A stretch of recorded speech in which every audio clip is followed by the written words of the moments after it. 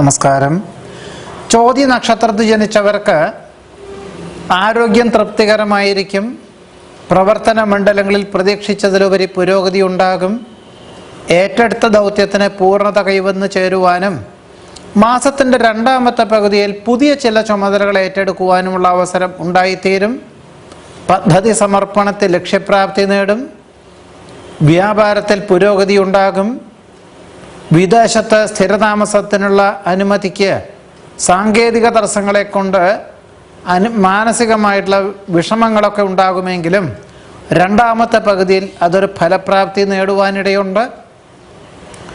ഔചിത്യമുള്ള സമീപന ശൈലി സ്വീകരിച്ച് യുക്തിപൂർവം ചിന്തിച്ച് പ്രവർത്തിക്കുന്ന കാര്യങ്ങളിലെല്ലാം ഫലപ്രാപ്തി നേടുവാനും പ്രതീക്ഷിച്ചതിലുപരി സാമ്പത്തികമായിട്ടുള്ള നേട്ടം കൈവന്നു ചേരുവാനും ഇടയുണ്ട്.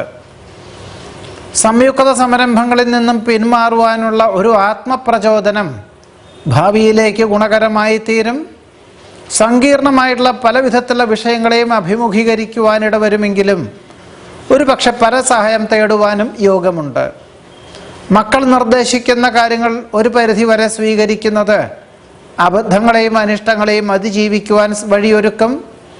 വസ്തുതർക്കം പരിഹരിക്കുവാൻ വിട്ടുവീഴ്ച മനോഭാവം സ്വീകരിക്കേണ്ടതായ സാഹചര്യങ്ങൾ ഉണ്ടായിത്തീരും. വിശേഷപ്പെട്ട ദേവാലയ ദർശനം നടത്തുവാനിടയുണ്ട്. ആത്മീയ ചിന്തകൾ മനസ്സമാധാനത്തിന് വഴിയൊരുക്കും.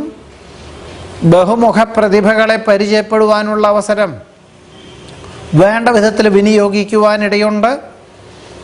സന്ധി സംഭാഷണത്തിൽ വിജയം കൈവരിക്കുന്നത് വഴി അർഹമായിട്ടുള്ള കാര്യങ്ങൾ അനുഭവത്തിൽ വന്നു ചേരും.